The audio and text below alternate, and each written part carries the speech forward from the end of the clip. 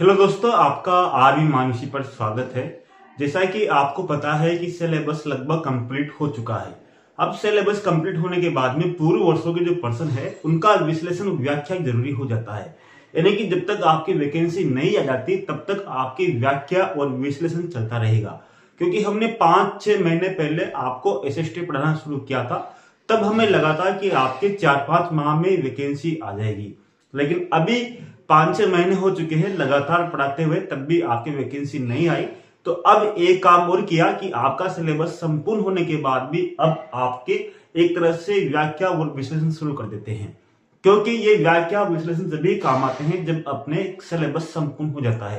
यानी कि ये जो व्याख्या विश्लेषण कर रहे हैं, अगर आपका सिलेबस संपूर्ण हो चुका है, यानी कि एक बार आपने 1 या 2 बार अपना सिलेबस संपूर्ण कर लिया है, तभी आपके लिए विशेष उपयोगी है। बाकी आप इसको पढ़िए, पहले देकार्ते को पढ़िए, उसके बाद में ही इन वीडियो को देखिए। क्योंकि उन पढ़ने के बाद में जब आप इन वीडियो को देखोगे तो आपके अनेक कॉन्सेप्ट क्लियर होंगे। अगर मैं देकार्ते के बारे में बात करूंगा तो उससे पहले ही आपके दिमाग में धारणा आ जानी चाहिए कि देकार्ते कौन था, क्या था, किसने क्या लिखा, इसके विचार क्या थे। तभी आपके इसके बारे में पूरा कॉन्सेप्ट बनेगा और यहां से आपकी प्रश्न बाहर नहीं निकलेगा। इस बात को आपको विशेष रूप से समझना होगा। यानी कि प्रत्येक अध्याय को इसी तरह समझाएंगे, तो ये काम आपको करना है। यानी कि आपको पहले पढ़ना है। यानी कि ऐसा नहीं है कि मैं सरकारी विद्यालय निजी विद्यालय में जा रहा हूं और आपसे बोल रहा हूं कि हाँ पहले आप पढ़ के आइए, फिर आप मेरे से क्वेश्चन पूछिए। ये काम अब आपका है, आपको पहले पढ़ना है, उसके बाद में मैं पढ़ाऊंगा, तब आपको कमियां निकालनी है। यानी कि मेरी में जो कमियां है वो आपको निकालनी है, कमेंट करना है कि ये चीजें आपने छोड़ दी, तभी आप संपूर्ण ज्ञान ले पाओगे और उससे ही आपको अच्छा मिल जाएगा।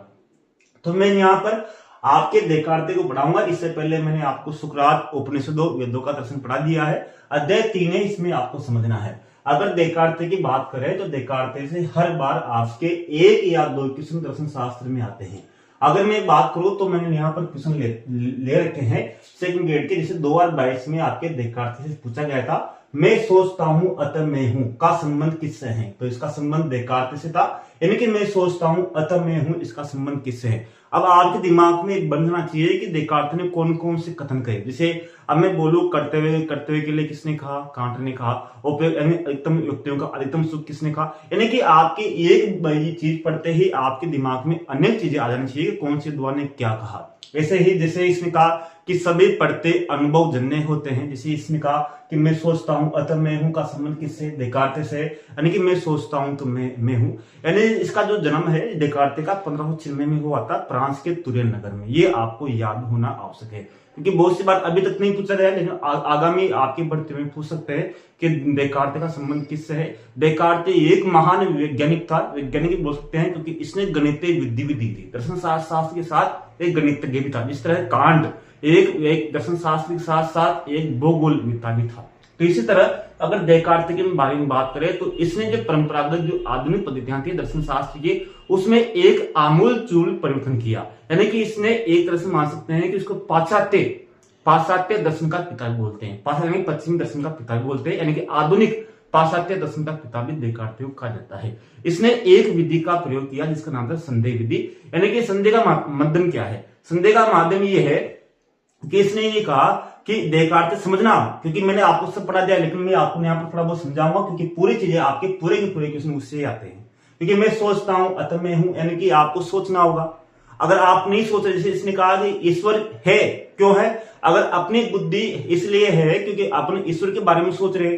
अगर ईश्वर नहीं होता तो अपन नहीं सोचते। यानी कि देकार्ते मानता है कि अपनी बुद्धि सब जिनके बारे में सोचती वो सब है।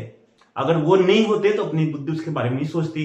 अपनी बुद्धि ईश्वर के बारे में सोच रही है, इसलिए ईश्वर है। यानी कि आपको कोई भी वस्तु के बारे में तब तक संदेह करना चाहिए जब तक उसके बारे में संदेह खत्म ना हो जाए। यानी कि इसका मानना था कि प्रत्येक वस्तु पर संदेह करो। जैसे मान लो मैं हूं, अब मैं हूं तो मैं क्यों हूं, इस पर संदेह करो। आत्मा है तो आत्मा क्यों है, इस पर संदेह करो। यानी जब तक आप उस वस्तु के बारे में संदेह जब तक आपका समाप्त नहीं हो जाए तब तक आप उस वस्तु को संदेह करते रहो। अब बहुत से विद्वान कहते हैं कि क्या देकार्ते संदेहवादी था। नहीं, संदेह का तो एक माध्यम था। यानी कि देकार्ते एक यथार्थ ज्ञान की स्थापना करना चाहता था ताकि उसके बारे में कोई संदेह ना करे। जैसे मैं बोलूं ऑक्सीजन है तो ऑक्सीजन है, या फिर आपके जो भी जल है तो किसका मिश्रण है, यानी कि जो वैज्ञानिक नियम है उसके बारे में संदेह खत्म जाए बिल्कुल। जिसके बारे में संदेह नहीं किया जा सके वही दर्शन की पद्धति है देकार्त के अनुसार। तो उसने कहा कि ईश्वर के बारे में बुद्धि जो सोचती है तो यानी कि जो भी बुद्धि सोचती है वो सोचने का कारण यह है कि उस चीज का अस्तित्व है। इस चीज को आपको समझना है। तो क्या देकार्त संदेहवादिता? नहीं, संदेह के माध्यम से वो उस चीज की एक तरह से उसका यथार्थ यानी कि उसका एक वास्तविक ज्ञान प्राप्त करना चाहता था। यानी कि जब उस वस्तु के बारे में संदेह समाप्त हो जाए तभी वो यथार्थ ज्ञान है। नहीं तो प्रत्येक वस्तु क्या है? संदेह है। इस कारण देकार्त को संदेहवादी नहीं बोलते। संदेहवादी इसलिए नहीं बोलते कि संदेह का तो प्रयोग करता है।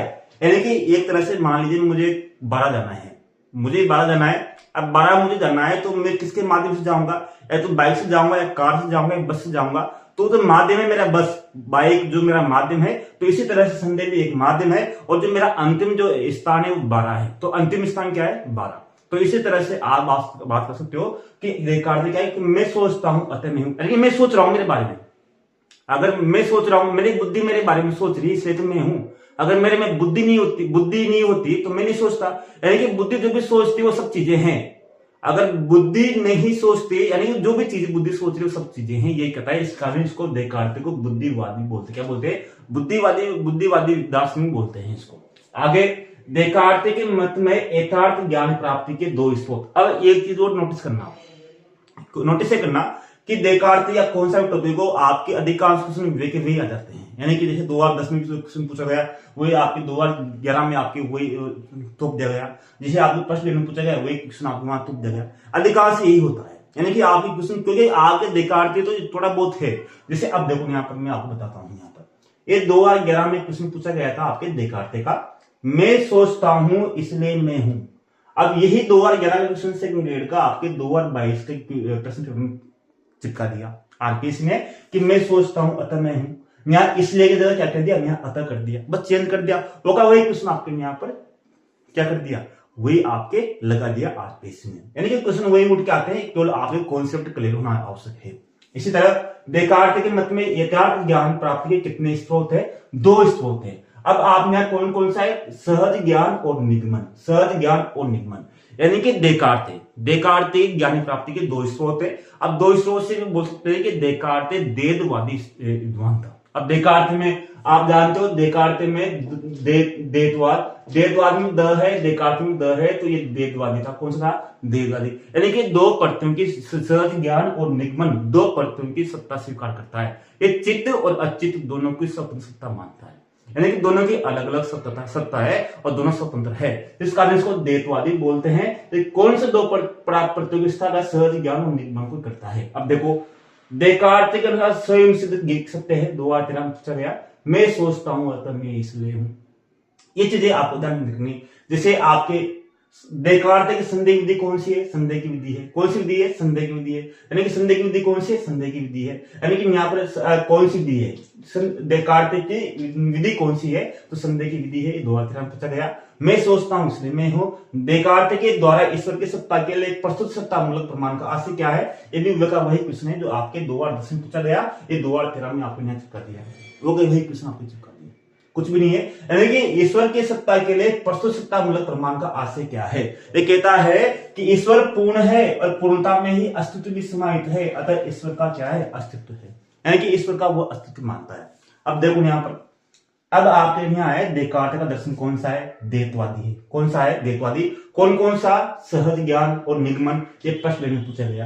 कार्टेशियन पद्धति है। पहली बार जब प्रश्न आया था कार्टेशियन पद्धति का संबंध किससे, तब तो मैंने इस पर कांट कर दिया था क्योंकि मुझे लगा कांट ही कार्टेशियन पद्धति का है। लेकिन जब आपको प्रश्न में पूछा गया तो मुझे लगा कि ये तो किसका, इसका आंसर बोलना चाहिए, लेकिन ये देकार्त की दार्शनिक पद्धति है। इसी तरह देकार्त की पुस्तक पूछी गई थी फर्स्ट ग्रेड में, डिस्कोर्स ऑन मेथड। पुस्तक किसने लिखी? देकार्त ने लिखी। अब आपको यहाँ पर यही तो काम आती है ना आपको। अगर आप एक क्वेश्चन पढ़ रहे हो तो क्वेश्चन कहीं मिल जाएगा। यानी कि अब आपको एक बात है, देकार्त की वर्णन कौन कौन सी पुस्तक है, तो इसका साथ साथ डिस्कोर्स ऑन मेथड्स के साथ साथ आपको देकार्त की 2 पुस्तकों को नाम ध्यान रखना है। यहीं लगा दो, यहीं सोच लो कि देकार्त की और भी पुस्तकें है क्या। जिसे मैंने कहा कि देकार्त का दर्शन द्वैतवादी है, तो आपके दिमाग में द्वैतवादी कौन है? तो द्वैतवादी आपके कौन कौन सा है? सहज ज्ञान और निगमन देकार्तवादी है। अब संदेह की विधि क्या है? संदेह क्या संदेहवादी है? नहीं, संदेहवादी नहीं है। लेकिन इस संदेह की बुद्धि अपनाता है किसी भी ज्ञान को पूछने के लिए। यही चीजें हैं और कुछ भी इसमें नहीं है। ये चीजें आपको ध्यान रखनी है। अब मैंने कहा डिस्कोर्स ऑन मेथड पुस्तक किसने लिखी? डेकार्ट ने लिखी। अब इसके बारे में इसी और दो तीन पुस्तकें जो आपको ध्यान रखनी है, कौन कौन सी? मेडिटेशन डी प्राइमा फिलोसॉफी, मेडिटेशन डी प्राइमा फिलोसॉफी, या फिर इसका अलग नाम मिल जाएगा मेडिटेशन ऑन पृष्ठ फिलोसॉफी। यानी कि आपको इंग्लिश में ही ध्यान रखना है, क्योंकि हिंदी में इसका अलग हो सकता है। आपका जो पेपर होता है वो आपकी हिंदी और अंग्रेजी दोनों में आता है। अगर आपको कोई भी क्वेश्चन नहीं आता है पेपर में किसी में, तो बहुत सी बार क्या होता है कि आप उसका इंग्लिश संस्करण देखिए। अगर आप इंग्लिश संस्करण देखोगे तो बहुत सी बार वो आपके सही क्वेश्चन देता है। आप जीके के फर्स्ट पेपर में देखना, बहुत से क्वेश्चन ऐसे आते हैं जो आपके सही हो गए हैं वहां पर। ठीक है, तो आपको क्या कौन सी होगी? मेडिटेशन डे प्राइमा फिलोसॉफी या मेडिटेशन ऑन पृष्ठ फिलोसॉफी, और अगली थी प्रिंसिपल फिलोसॉफी। प्रिंसिपल फिलोसॉफी यानी कि दर्शन के सिद्धांत, या फिर आज क्या सकता है principal on philosophy, principal on philosophy, ये भी आपका आ सकता है। दोनों में से कौन सी भी आपको तीन पुस्तक आपको ध्यान रखनी है, यानी प्रत्येक चीजें आपके दिमाग में होना आवश्यक है। जैसा मैंने कहा था, इसने कहा कि सभी प्रत्यय क्या है? जन्मजात है। क्या है? जितने प्रत्यय अपने दिमाग में जम जाते हैं ये बुद्धिवादी व्यक्ति माना जाता है, और साथ में ये रूढ़िवादी माना जाता है। रूढ़िवादी का मतलब ये कि चर्च के अस्तित्व को स्वीकार करता है। आपको पता होगा कि जैसे हम बात करते हैं मध्यकाल के बाद में क्या आया? पुनर्जागरण काल आया। पुनर्जागरण काल में क्या हुआ कि जब पुनर्जागरण काल में इतिहास में और वैज्ञानिक परंपराओं में वृद्धि हुई, और मध्यकाल की जो चर्च की जो परंपराएं थी वो पुनर्जागरण काल में नकार दी गई। यानी चर्च जो सर्वशक्तिशाली था वो पुनर्जागरण में, जैसे मार्टिन लूथर किंग हुए या बहुत से दार्शनिक हुए, जैसे कांट उस समय हुआ, रूसो उस समय हुआ, बहुत सी चीजें हुए, उन्होंने स्वीकार निकाल दी थी। लेकिन उस समय डेकार्ट ने चर्च की सत्ता स्वीकार की थी, यानी कि माता चर्च है, इस कारण उसको रूढ़िवादी मानते हैं। इस तरह ये द्वैतवादी है, ईश्वरवादी है, इसको पांच दर्शन का पिता कहते हैं। इसका जन्म 1593 में हुआ। ये चीजें आपको ध्यान रखनी है। और एक चीज और, चिंते है अतोस्यामी, यानी कि चिंते है अतोस्यापी या कोगिजिटो कर्गोसान, ये किसके पढ़ते हैं? ये आपको ध्यान रखना है, ये देशार्थ का, यानी कि ये सिद्धांत किसका है? ये किसका है? देकार्त का सिद्धांत है। यानी कि प्रत्येक टॉपिक को आपको इसी तरह समझना है और एक ही चीजों को आपको यहाँ पर ध्यान लगा के पढ़ना है।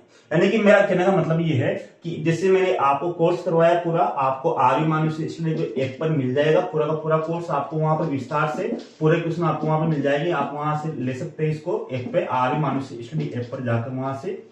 साथ में ही आपको मैं तो आपसे कहता हूं कि इन प्रश्नों को आप तभी कीजिए जब आपको ज्यादा फायदा मिलेगा, जब आप इनके बारे में पहले पढ़ लेते हैं। बाकी आपको क्लासें मिलती ही रहेगी, पूरी कराने की कोशिश करेंगे यथासंभव। तो अगले जो नेक्स्ट का सर्विस है उसमें आपको समझेगा और ध्यान दीजिएगा कि आपको एक बार पढ़ना पड़े, लेकिन जो पढ़ो आप बिल्कुल अच्छे से पढ़ो। मिलते हैं नेक्स्ट क्लास में। धन्यवाद, नमस्कार, जय हिंद दोस्तों।